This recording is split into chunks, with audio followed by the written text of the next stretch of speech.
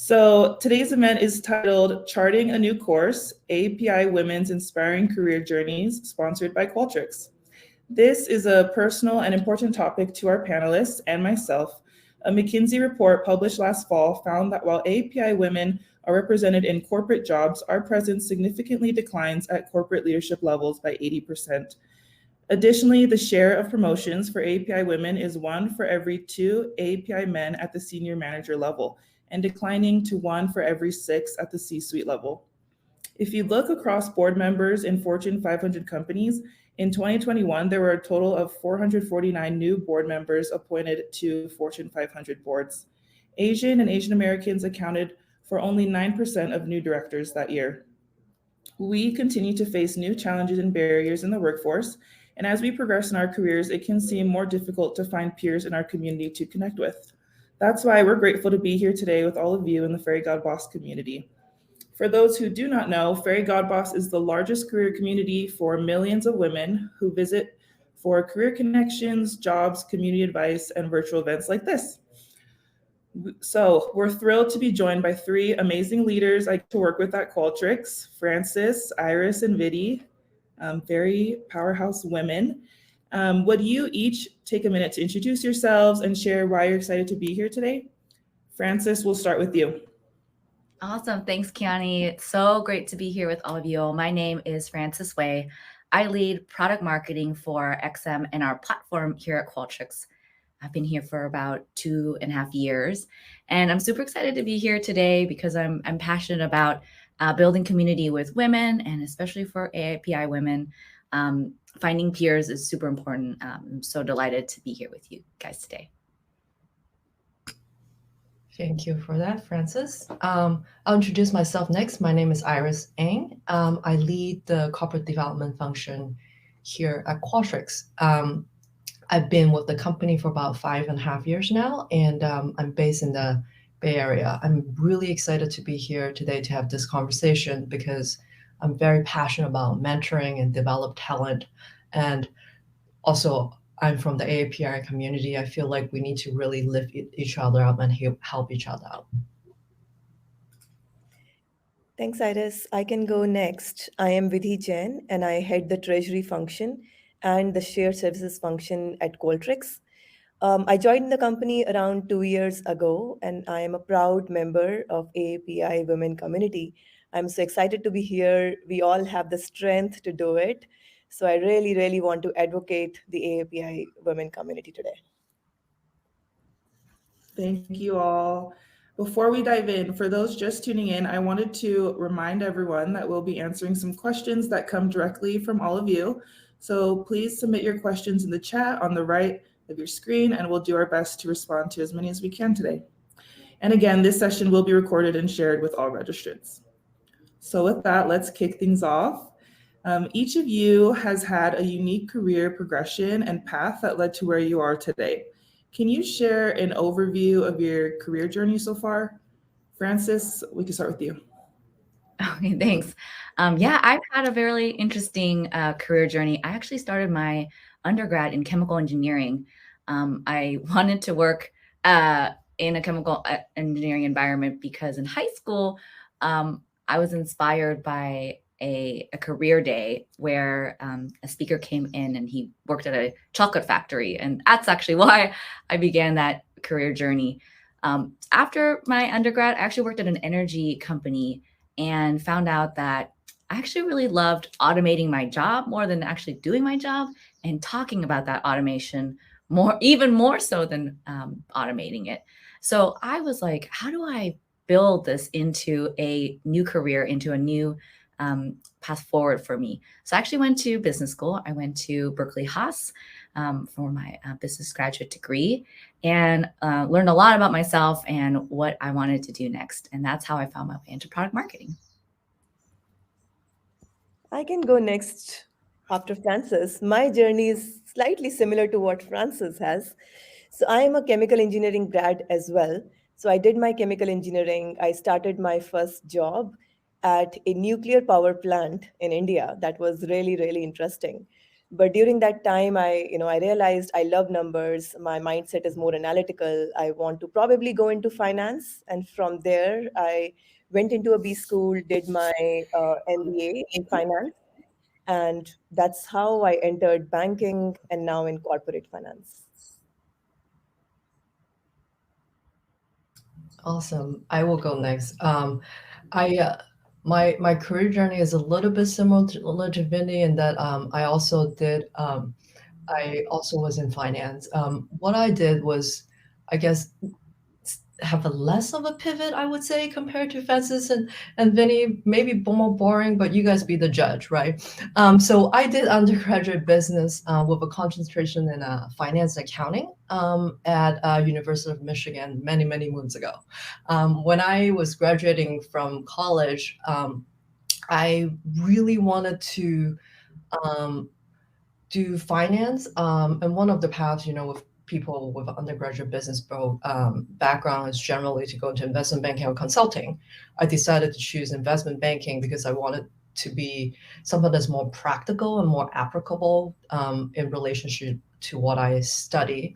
I chose to come out to the West Coast here, to the Bay Area in San Francisco, because I was very interested in the intersection between technology and finance.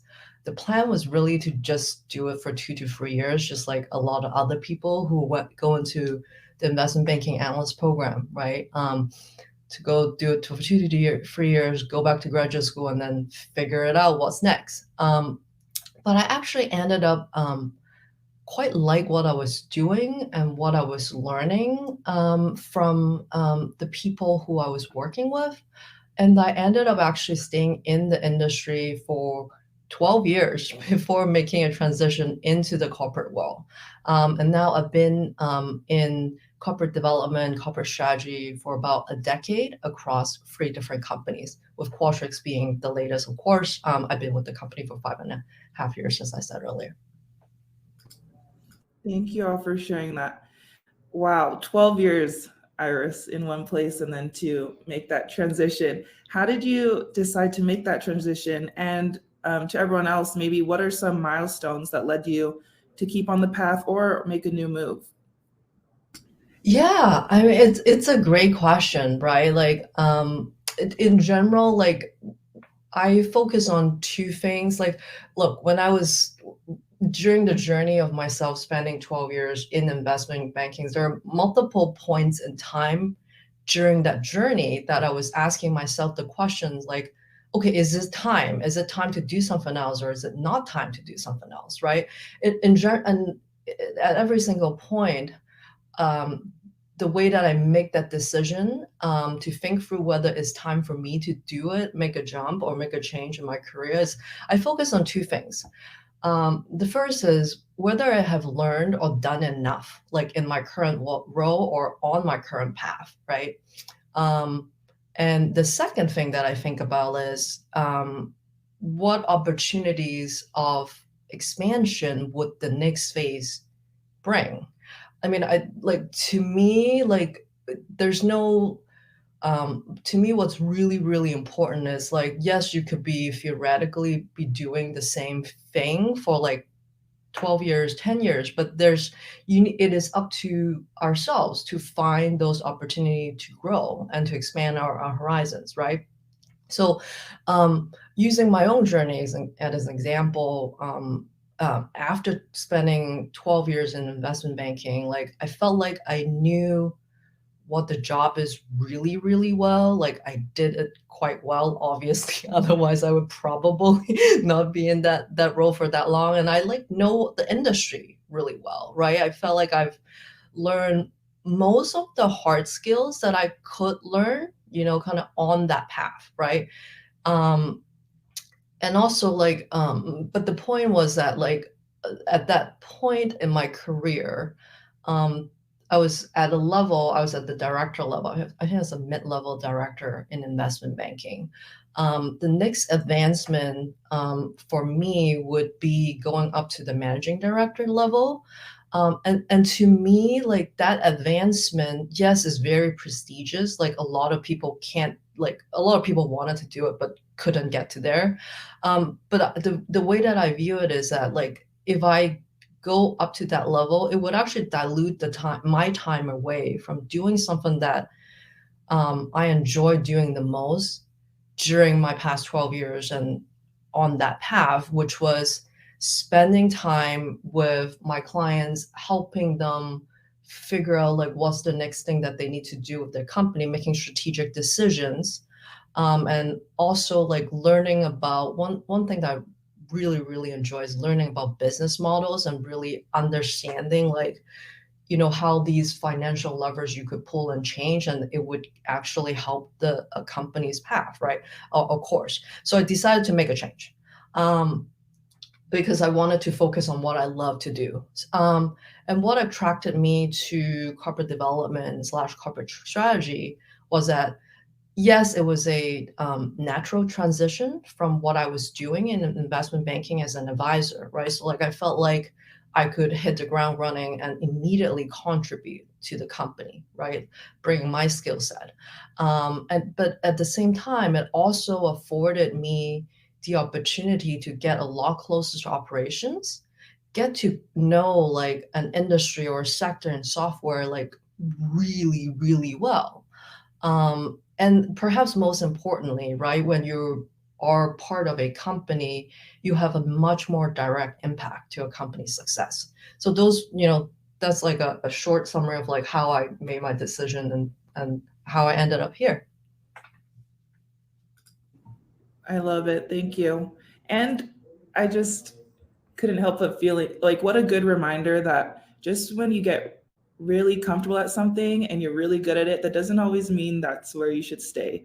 There's maybe an opportunity for you to grow and keep learning more. Such a cool story, Absolutely. Iris. Vidhi, sorry, you want to go ahead? Yeah, definitely.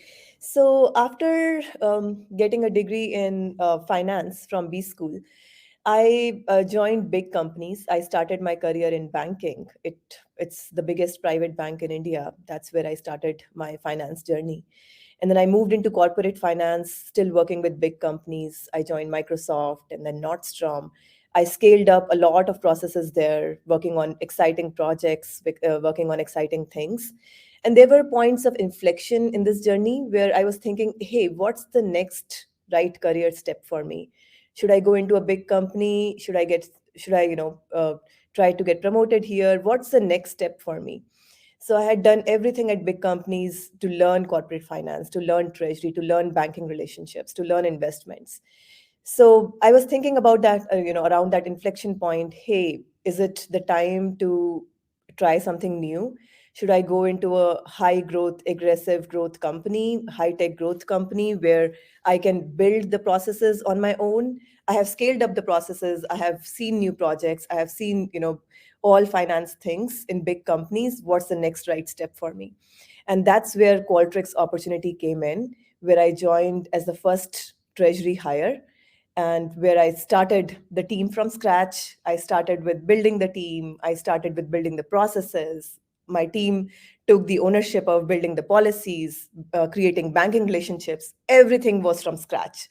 So this came as an exciting opportunity for me where I could leverage all the experience that I had from big companies and then apply it here. So that was like a pivot in my career and a point of inflection. That's awesome, Vidhi. I also think at each point in transition, it's a really good time for introspection. For me, during business school, I actually did have a point where I really had to think hard about my next transition. And so I did an exercise to help me choose, what I should hone in on in my next step in my career. And this exercise involved really thinking back to the top 5 moments in my career that I really enjoyed, that I really felt energized, that really felt like this wasn't just a job, this was something I really wanted to pursue. And I went about finding the trends between all of these moments. And the trends were that I really enjoyed just teaching people about the technology I was working on. I loved explaining hard concepts. I loved coordinating a lot of people towards a common goal. And I also really loved making work easier for people. I love the fact that I could program something and eliminate time and effort in the day. And so all of these opportunities really helped me learn that, working on these projects would be really energizing and a way forward. And there were also strengths that I had. So even though I would be going into a new industry or a new function, I really knew myself and I knew what, made me happy and what I was good at. And so all of those things, teaching people about technology, explaining hard concepts, that's really what helped me get to product marketing as a next function. And so when I talk to my mentees or anyone who's thinking about a career transition, I really encourage people to think about the opportunities you have that help you learn more about yourself and build upon the strengths that you already have. That makes it way less scary, right, to go and try something new. And if you're always kind of optimizing for something where you're learning, you're always going to gain something in that next step that you can take with you. So even though that next step might not be the perfect step or your dream job or your dream career, it'll still help you get to where you want to go. And you'll learn more about yourself. You'll learn, well, hey, maybe I don't like actually doing this. And crossing things off the list is, I think, just as valuable as finding the thing that you actually want to do. Thank you, Frances. I love that advice. And as someone who's a little more junior in her career, I feel like I'm just constantly asking for advice. So Vidhi and Iris, thinking back on your career progression or pivots, what would be some of your advice to anyone who's considering a different career path or change in general? Definitely. So first of all, I would say where I am today, it's because of course, the hard work plus, but the bigger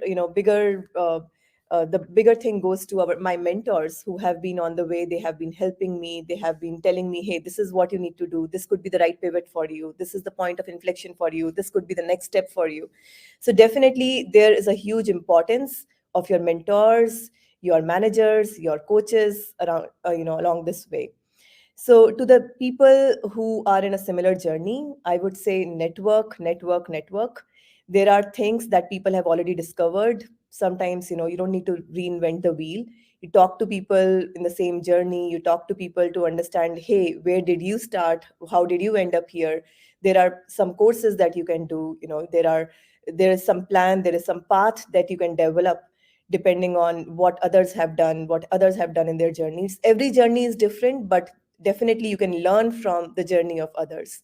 So to all the people, I would say, make a plan for yourself. You are the driver of your own career. So you have to make that plan, talk to people, see the courses, be in the market, look around. Hey, what is happening? What is the latest which is happening? What is my long-term goal? What is my short-term goal? Keep your career in your hand. That is the biggest advice that I would like to give to the people here. That is great advice, Vinny. It's hard to follow that one, but if I may, I'll from my perspective, right? There a lot of what you're saying really resonates with me, especially the part about to me, like as I alluded to earlier, right? Like before you make a change, figure out what you're trying to get out of that move.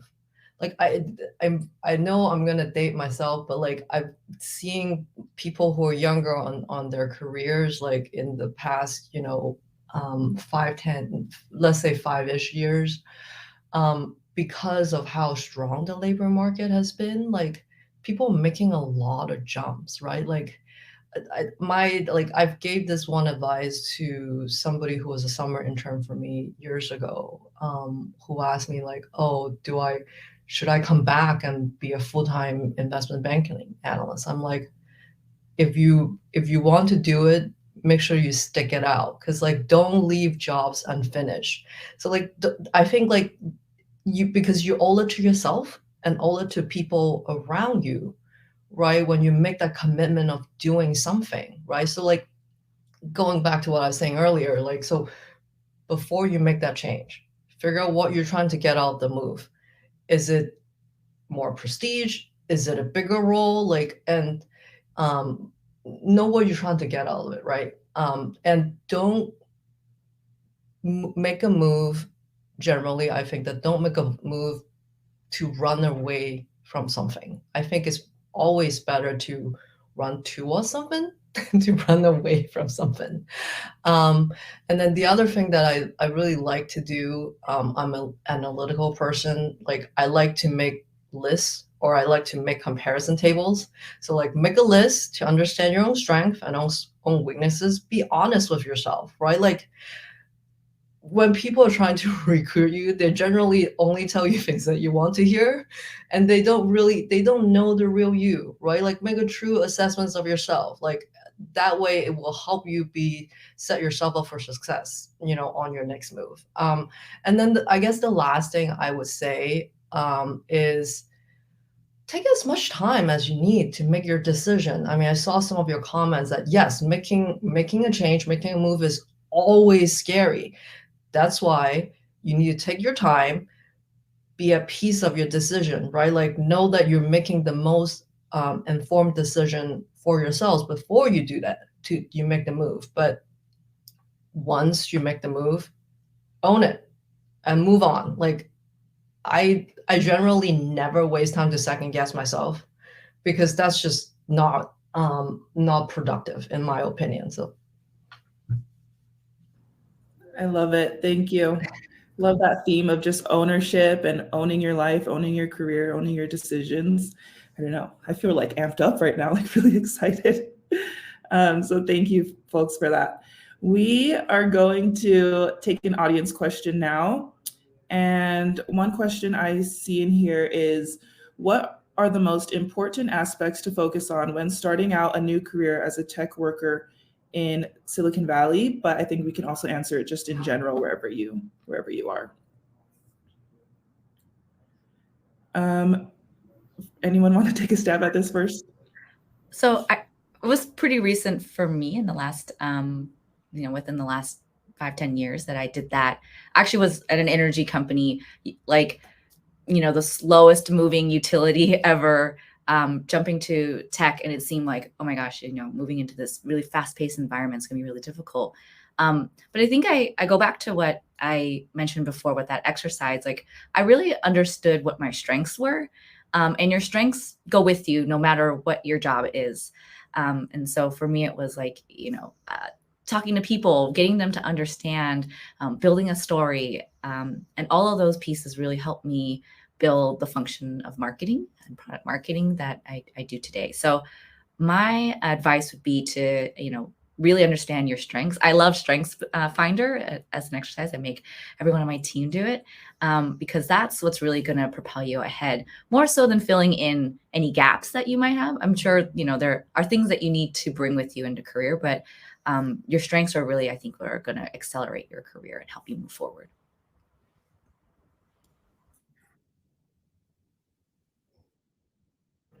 Love it. Anyone else have anything to add on this? Yeah, I can add something. So this is one of the things that one of my mentors told me, that, sometimes you make changes in your career, you change jobs, you change your role in the same company, and, you don't understand why it is happening. Sometimes it looks abrupt, but don't worry, don't, hesitate to do these mistakes or anything that happens. Just don't worry, just keep marching ahead. Because in the end, you realize, hey, everything happened for a reason and everything falls together in its place. So that's one advice that I always revisit and review whenever I'm in a place or I'm in a confusion, that, hey, things are happening for a reason. Just keep marching ahead. After probably 5 years, 10 years from now, you will understand, hey, this happened for a reason, and that's why I am here. So that is what I wanted to share with all. I love it. Yes, it's easier to see the dots connecting when you're looking back than when you're trying to move ahead. Iris, did you have anything to add here, or you good? Yeah, I think that there are exercises that people can do, and I do them too periodically, is like list out all your skills, right? Because the skills is similar to what Francis is saying, right? Like the skills that you have is transferable no matter what industry you go into, right? And even within tech, there are like different sectors. Like, yes, I wasn't directly in tech, right? Like in the beginning of my career, but I was still working at the technology industry at large, and it's quite multifaceted. Like even if you move from like a software company to a semiconductor company or clean tech company, right? It's still kind of like different, but focus on like what you can bring to the table with the skills that you have built up through your previous role. I think those will kind of give you more confidence as you embark on a career change or industry change. Cool. Good reminder to leverage your strengths and your past experiences to give you confidence. Okay, transitioning into the next part of our conversation and thinking about your careers today at Qualtrics, what has been one of your most rewarding experiences here? Iris, do you want to start us off? Sure. Being the most tenured person on this panel, I'm happy to share that. So yeah, I mean, as I mentioned earlier, right, I've joined the company 5.5 years ago now. What really attracted me to Qualtrics was that I found that the company was a leader in this space. I felt like it is a company that has a very strong foundation, and it's going to go places.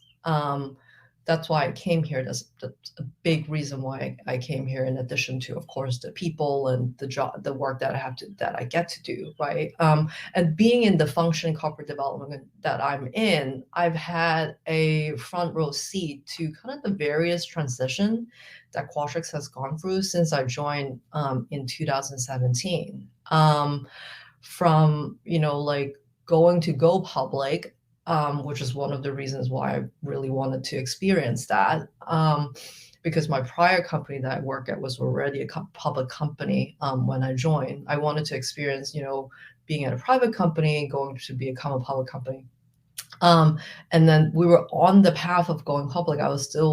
I will never forget this. It was literally the Sunday before my first year anniversary at Qualtrics that we announced that we were going to be acquired by SAP. So from, private company going to go public to then being a part of a large company to then almost exactly 2 years after the SAP acquisition, we're listed on NASDAQ. And then to now separating from SAP, right? And then in between all of these kind of big corporate transactions or transitions, our team still managed to kind of squeeze in a handful of acquisitions on our own. So like, to me, this whole journey is something that I would have never dreamed about that I would get to experience when I first came here. Like I always tell my friends, like, whenever I leave this company, I'm going to write a book about this journey. So just very fortunate like that I get to experience that, because not many people have that opportunity, right? Thanks, Iris. I've heard that story so many times internally, but I feel like when you say it, it sounds so cooler. And maybe it's because you lived it more, but just such a cool journey and story for you to tell. Francis, did you want to go?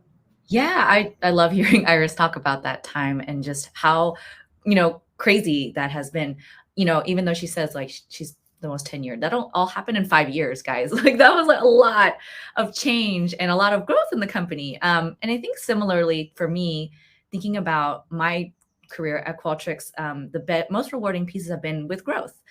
Seeing this company develop and also, but being a big part of that, being a part of the leadership team that helps to do that. It's an opportunity I don't think I would have gotten at any other company, especially at a big company, like Iris mentioned. If you want a place where you can own your career, like Vidhi says, you can really feel that at Qualtrics. So for me, I think the most rewarding pieces of my journey here have been building something for people. For me, working with people, helping them develop, seeing them grow is probably the most rewarding thing. And in my function, I was able to be on the leadership team of the product marketing department, going through a reorg, rebuilding a team. And I'm super excited because this year we've been able to focus on the skills required to really be a great product marketer. And teach that. And we've just had an offsite where we were able to show folks, this is what it means to be really good at your job. Here's what it means to own your craft and be continuously good at it. Here's what it means to have the discipline of being a good marketer, writing really good pieces, building good stories. And it's super exciting to see that. For me, it's particularly rewarding to see young folks on the team come to me for advice, and for me to tell them, look, the only difference between me and you is I've been told that my work needs development or needs improvement 1,000 more times than you. That's the only difference between me and you. And so the more times you can get up to bat, try it out, take a fall, get feedback, the better you're going to be. And so for me, it's been super rewarding to see them be fearless as well. Yeah, no, thanks, Francis. I think I have a similar answer here too. So yeah, the Qualtrics journey has been really, really rewarding for me, both professionally and personally. So of course, this is an aggressively growing company, and I have not seen the times that Iris has seen. Definitely, I joined 2 years ago, but the company is growing aggressively, and I started this team from scratch. So building this, it's an amazing, rewarding experience for me and my team as well in general. But personally as well, this is a company where I can be myself. I am not shy of giving opinions. I know that I will be heard. People are really, really helpful. There are some personal, things that company has helped me with. There are some local festivals, as in, community festivals that I wanted to celebrate. And people just advocate diversity. They said, yes, why not? So they helped me celebrate those festivals locally in Seattle office, online, through webinars. So the experience overall has been really, really rewarding for me. So yeah, I mean, I'm really proud, and it's like a dream job for me where, I can be myself. I'm able to advocate diversity. I'm able to organize events. I can speak up what I want to, and I'm not shy. I know that I'll be heard. So yeah. Cool, Vidhi. Yes, just love that we're in a place where we can make an impact here at Qualtrics. And so speaking of that, each of you are also people leaders, which I know we've kind of chatted through a little bit. I would just love to know, how have your experiences helped you be a better people manager in your role? Francis, do you want to kick us off? Sure. Since for me, I took a lot of twists and turns in my own career. I really focused on learning, as I mentioned before, and making that a goal every day. And so I realized as a people manager, the folks under me are all on different paths. They're all, learning different things or have different strengths. And so I really try to focus with them on how to personalize their goals and make a learning goal every quarter for what they want to accomplish and learn about. And I think, writing it down and making it an intention is super important, because if you don't write it down, if you don't set it as intention, it never gets done. And so this quarter, for example, some of the folks on my team really wanted to learn how to be better messengers and write better. And so I set up office hours every week to just, hey, bring anything that you're working on, whether it's 10% done, 80% done, it doesn't matter what the state is. We'll help you, provide you feedback so you can get it done faster and get it out the door. And so I really wanted to set up an environment where people on my team could feel supported in what they wanted to learn about. And I think that has helped me be a better people manager, because I'm able to just, not focus on maybe like the big, I want to get promoted or I really want to accomplish this project. It's really in the small steps that get you where you want to go. That sounds like great advice, Francis. I feel like now I have to do a better job to put down learning goals with my team too. If I may add, what you're saying resonates a lot with me. To me, business are built by people, right? People manager are only there because I feel like people managers' first and foremost job is to make sure the team does well together, right? Because we're all on the same team. And, you know, everyone is different, right? Like, so is the job as the manager, our job is to bring out the best in everyone who is on the team, or not your direct reports, right? Virtual teams, like people cross-functional across the business that you work with, right? Get to know those people, understand like what brings out the best work, right? Like be understanding of like why somebody, for example, can't be available, you know, for certain hours because they work in a different time zone. They have to go pick up their child. Like be understanding. Like I think that's like coming from the human point of view is like the first, like the most basic unit. And then to help people grow, I think is back to that point, right? Like we all learn differently, right? Like I personally is a very visual learner. Like you can tell me the same thing just to my face like 5 times, I probably only retain 10%. But like if you put it down on paper, send me an email like, oh, I got it, right? Like figure those like little quirks, and like that way you will really help people around you learn and be better in their job. Also, the other thing is that when you're working on a project, like the senior person or the manager person, I'll use in air quotes, right? Like I always feel like as the person who's managing a project, I'm the stopgap. Like it doesn't matter. Like if somebody's is drowning and they're busy, like pick up the slack, like do it for them. Like you shouldn't just, we should have a bias for action and make sure that like we collectively are successful as a team. Right. Like so those are some of the things that I feel like I care a lot about. Like and I guess the last thing I'll say is like relationship is a two-way street.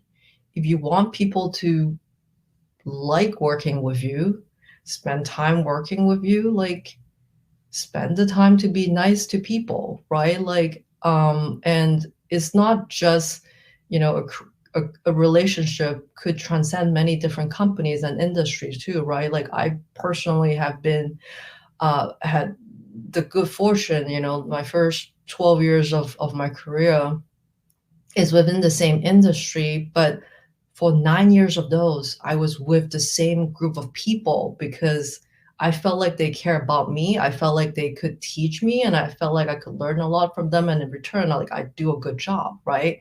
And later on in my career, like I also, you know, have the good opportunity of like working for the same manager across 2 different companies. Like we know each other for like 12 years, and there are people on my team where like I knew them, you know, fresh out of school. Like think about those things, right? Like you want to like make sure that you build the relationship and try for the lifetime, not just for like the 1 year or 2 years that this individual is working for you or you're working for the other individual. Pause there. Amazing. I love this core theme of if you just treating people like people, and if you want to get the most out of each other, then be kind and you know, personalize your efforts to that individual. So really great advice. Thank you. Thinking now outside of Qualtrics and about the workplace or workforce more broadly, how have you seen the workplace environment change in terms of offering support and community for AAPI colleagues? And what can allies and managers do better to help AAPI peers? Kind of switching it up right now. Frances, I'll start with you. Yeah, sure. I think personally for me, I've seen a change in the way that our community can take more presence, can take more of a space. I would say in general, I've seen less invisibility, whether that's being able to celebrate Lunar New Year or, you know, Harvest Festival or, you know, the festivals that Vidhi was mentioning, being able to celebrate that and not feeling other or weird about it, which has been really amazing, I think, to be yourself at work. Some of this is probably due to, you know, recent news and anti-Asian hate movement. And so I think it's really important to keep that drumbeat up as things are happening in the news, being yourself and For me personally, I've been able to talk to my boss and say, hey, this week was really hard. Something happened in the news that's really affecting me, and I can't be my full self if I don't, clear the air. This is really on my mind. So I felt that there's more of a space for that. What I think allies can do is really spend more time with us and to understand that, AAPI is this huge moniker. There's so many different subcultures and communities underneath that. And there's actually a ton of diversity within that, whether that's in terms of economic status or, whatever it might be. So there's a lot to dig in. It feels like it's like the tip of the surface here. So I think if our allies can come with us on this journey and really understand that, this is a community that's made up of a lot of different types of people, some struggling, some in a different space. All of us need better support. I think there's a huge impact we can make together. Yeah, no, I think that's great, Francis. I agree with all of what you said. Like, to me, right, like if you look around technology, the industry that we're in versus other industries, AAPI representation is actually pretty good, right? Like, or really good compared to other industry. However, because the AAPI representation is good in tech, people think that there's no issue in representation. But like if you then go one level deeper, it if you actually take a deeper look, everybody who's actually on the top within tech, I want to say I guess I shouldn't generalize to say 99%, but most of those at the top are it's basically all male. And so I think, to me, right, I've not really seen AAPI women being lifted up as much as it needs to be. So I guess my ask is yes, we've come a long way kind of in general for AAPI representation overall. But to me, the job's not done, right? So I guess what we really need is we need our male counterparts to be our allies. And on the other hand, we also, it would really be helpful for women of all races too, right? To help lift each other up. That's really how we're gonna see more representation of both, AAPI colleagues and AAPI women colleagues. Great. Thanks, Iris. I could completely echo with what you both said. So on this one, I would say broadly, my perspective on this would be to respect the whole DEI, diversity, equity, and inclusion, not just AAPI, but all kinds of diversity, whether it's women diversity, different communities, everything. Because once you understand the perspective of other people, then you understand, hey, you have your own identity and that person has its own identity. So it's really important to understand the other perspectives as well, and respect all diversity, all communities. So that is really important for me. While I while I talk to my peers, my managers, my my team members, because that's an important aspect of everyone's personality. They have their own identity, they have their own personality, so you need to understand their perspectives while you work. It really helps in, of course, pulling the workforce towards the top of the hierarchy as well, because you are able to understand, hey, what the other person is thinking, what the other person is feeling at times. And I also see some questions around, where maybe people are not, they are not speaking up in meetings, or they don't find it easy to speak up in meetings. At those times, if you understand the perspectives of that person, you really know what that person is thinking. So it really helps to connect and definitely pull the workforce towards the top of the hierarchy. Thank you all for that. Such good information you're all sharing with us. So as we transition into the closing section of the conversation, I just want to remind you all to drop in your questions in the chat box. And while you're doing that, we'll ask the next question. So this is for everyone on the panel. Fairygodboss has a tradition of asking its panelists the following. What they have observed is that women do not feel comfortable enough bragging or taking ownership of all the amazing things that they achieve. Can you share with us an accomplishment, personal or professional, that you're most proud of? I know you all are so excited for this one. Frances, you can go ahead and kick us off. Sure. So let's see. Last year, I took on the lead role for our AAPI Heritage Month community here at Qualtrics. And before that, I was pretty steamed. I was in a state where I was feeling like, our community was under attack, and I really wanted to do something. So I as a lead for AAPI Heritage Month, I took it upon myself to really, be a vision, shoot for the stars. And my vision was to get a really incredible speaker to come to Qualtrics. I didn't have very much budget, so I went around with a tin cup to senior leaders and tried to get the budget. And I'm really proud to say that last year I was able to secure Michelle Zahner, lead singer from Japanese Breakfast and New York Times bestselling author, to come to Qualtrics, and I personally got to talk to her. So for me, huge win for the community, and also huge for myself personally. So thank you, Qualtrics, for helping them make that happen. Thank you. That's so nice, Frances.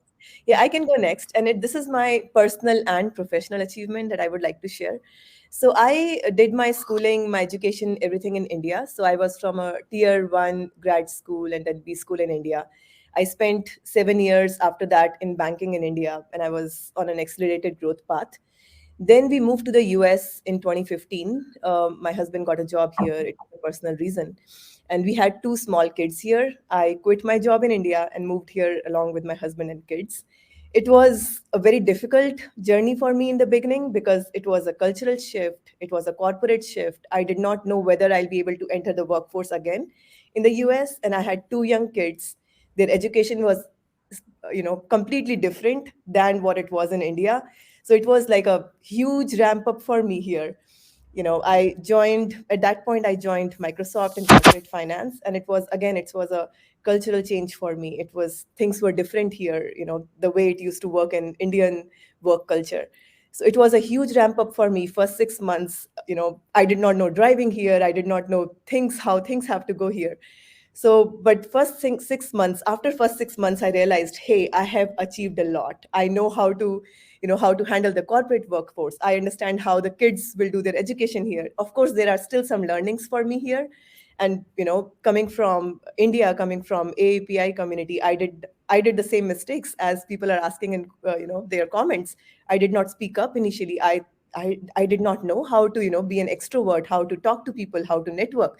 So everything was a learning curve for me in the US. But I think now, sitting here after almost 8 years, that everything happened for a reason and I could manage it well. Now I'm in a position where I'm able to handle the corporate workforce, my kids, my family, and, professionally and personally, all the things. So yeah, it has been a rewarding experience for me.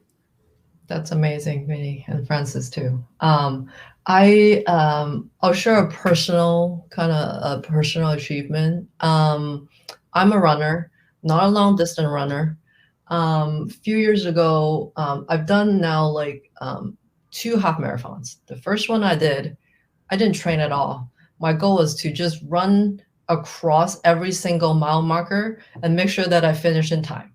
So I did that. I'm like, oh, actually, I think I can actually do this. So I begin a journey to train for this half marathon, light training. Who am I competing against? Just myself, right? So I did some training. I'm like, okay, good. I can use this run walk method, and I will finish up within 2.5 hours. That seems like a reasonable goal. So I signed up for this marathon with a few of my friends, and on the day of the marathon, it was pitch dark in the morning. We start running. Mile 1, I was running at full speed down the San Francisco street, and I step on a rock and I roll my ankle, and I was like in pain almost crying. I'm like, no, I'm not going to give up. I'm going to keep going. And I made a promise to myself after that, like after I get all taped up, that I will still limp across the finish line. No running, of course. So it was a painful journey. Not that I would actually recommend anybody doing a half marathon with a taped up ankle after you rolled it. But I was happy that I finished, barely made it in time. Not sure I'll ever do it again though. Thank you all, Iris. That's hardcore. I don't think I'd have it in me. Okay, we are going to take some questions from the audience, and we're going to try to get through as many as we can with the little time we have left. So someone asked, as an AAPI woman, I would love to know how we can better advocate for ourselves, especially when we're not always the most outspoken person in the room. They said in their last performance review, they were asked to speak up more in meetings. Additionally, what if this is compounded by a manager who isn't willing to advocate for you? Anyone have advice or some thoughts to share there? Yeah, this resonates with me, Hannah. I feel like, I don't know if everyone on the panel has gotten this advice before to speak up more. But I think the thing that helped me get over that was to find more confidence in smaller settings. So, you have great ideas. You probably are just missing the confidence to express them. And the way to get confidence in that is to talk to other people, one-on-one or, two-on-one, talk to your manager, talk to folks who can help you, clarify your thoughts, clarify your ideas, and, support you and say, yeah, that is a really good idea. That has helped me, have like allies and mentors amongst me. And so, when I'm in a big meeting, I'm able to have that confidence, say, yeah, I know this is a good idea. I'm going to bring it up. One of the things that also helped me get over this was in business school, we actually had participation grades. I don't know, Vidya, if you had the same thing, but, you're just graded for every time you spoke. And sometimes, you just take the easy ones, like how have we been doing? What was the case study about? No one wanted to break the ice. And sometimes it's just easy to go early and, get your voice out there first. So that might be an easy way for you to just, knock out an easy question out of the way or get the ice broken. But doing, I think, those two things will help you build your confidence. And so, speaking up in meetings will come naturally after a while. Yeah. So I was going to add up on what Francis said. Yeah, it's in the beginning, it's very uncomfortable to open up, to speak up. So one of my managers told me that, hey, in a 30-minute meeting, you have to make sure you speak at least once, and that has to be meaningful. So it was like a challenge for me. And sometimes I advise the same to my mentees that, hey, just make it a challenge for yourself. In a 30-minute meeting, you have to make sure you speak up something and that is meaningful. So that, that helps you develop this habit, that helps you bring that confidence in you. So I would give this advice to, whoever is asking this and my mentees as well, that, hey, just slightly it's uncomfortable in the beginning, but once you know that you are being heard, your inputs are really valuable, it is comfortable. It really becomes comfortable after that. So it's maybe uncomfortable for the first few meetings, first few instances. After that, it's fine. Great. I love those advice. I actually think that it is on your manager who gave you that advice to create that opportunity, that environment for you to speak up. So I would actually think that you should have a conversation with your manager and say, hey, I need your help. This is uncomfortable for me. So maybe can you help me get more comfortable, create some opportunity so that I will get to contribute? Because I need help in this area. Ask for that help. I feel like a lot of times we're so in our head because maybe because of our heritage, at least I feel like I'm that way bringing up. It's a long time ago. I feel like if you ask for help, you feel like I fail you, but it's not. Just go ask that person for the help and give you the opportunity to create the opportunity for you. That's my 2 cents. Love it. Thank you. I think we have time for one more question. I will ask, how did you all meet your mentors? I can take this question. So for me, of course, mentors were great help along the whole journey. And I got my mentors through my managers, through my leaders. So because of course, when you join the workforce, you do not know who to talk to, who to network with. So your managers, your leaders help you navigate. So you talk to your managers, very candidly, or you be honest with your managers. Hey, this is what I want in my life. This is my long-term goal. Is that feasible? And my managers used to connect me with their network, or their mentors or whoever, and that became my network, and that network is still existing today. So I would say connect with your managers, be open up with your managers, open up with your leaders, your peers. They are the people who are your future mentors, or who will connect you to your future mentors. That is what I did in my journey. And I'm really thankful to my managers, and probably I always got like awesome managers who were ready to help me in my growth journey. Yeah, don't be shy. Whoever you think is a senior person who could be your mentor, they may seem scary. They are still a human being. Just reach out to them. Like, what's the worst that can happen? They say, no, I don't have time to meet with you. Right? And generally, I feel like people are generally nice if you try to get to know them. If they can't speak an hour with you, they could at least spend 15 minutes with you. Like Vindy said, like if they're not your mentor, they could generally try to connect you with the next person who would be a good fit, right? So just ask, what's the worst that can happen? Yeah, I love that. In general, do more things where, what's the worst that can happen is just them saying no. I would say fully agree with that, Iris. I would say one of the things that helped me find mentors is actually thinking about something really specific that I wanted to learn from that person. So, if I went to Iris and said, hey, I know you have a lot of experience with, taking the company public and, wanted to learn more about that experience, or, growing my skill set in corporate finance, right? Being specific about what you want to learn with that person, I think really helps. And you can just start off with a conversation that's really casual. Hey, over lunch, do you mind if I pick your brain about this? And then one of my friends said that she would sneak attack mentorship by just at the end of the conversation saying, thanks for being my mentor. And suddenly they're your mentor now, right?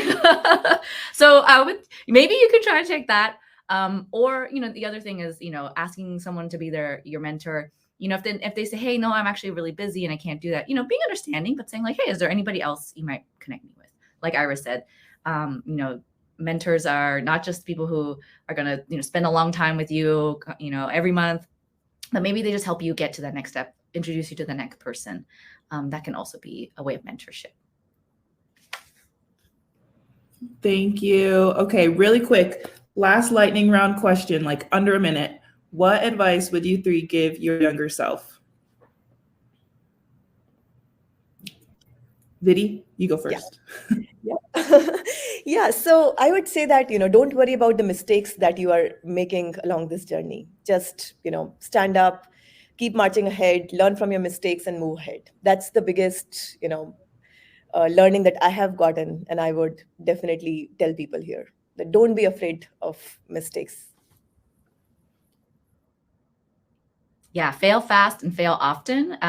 I think, especially in a fast-paced environment like Qualtrics, the longer you wait on something, the more perfect it has to be, in my experience. And so, I think if you're going off and giving it a try, try to get something scrappy done quickly and get feedback on it, so that, as Vidhi said, you could just learn along the way and not be fearless about it. Or be fearless. Yeah, I echo some of those advices. To me, like I feel like just remember, career is a journey. It's not a sprint. It's okay if things don't go as planned. And then if you remain like flexible and have an open mind and focus on controlling the things that you can control, I think things will eventually fall into place. Amazing. What a mic drop. Thank you so much, Iris, Francis, and Vidhi, for joining us today and for sharing such fantastic advice. And thanks to all of you who tuned in for the discussion. As a reminder, we'll send out a recording of today's event along with resources to learn more about opportunities at Qualtrics. In the meantime, be sure to check out Qualtrics' profile and jobs on Fairygodboss. Also, we'd love to hear your feedback to help us improve future events, so please head to the Typeform tab on the right side of your screen to share your thoughts in a 1-minute survey. Thanks, everyone. We'll see you next time.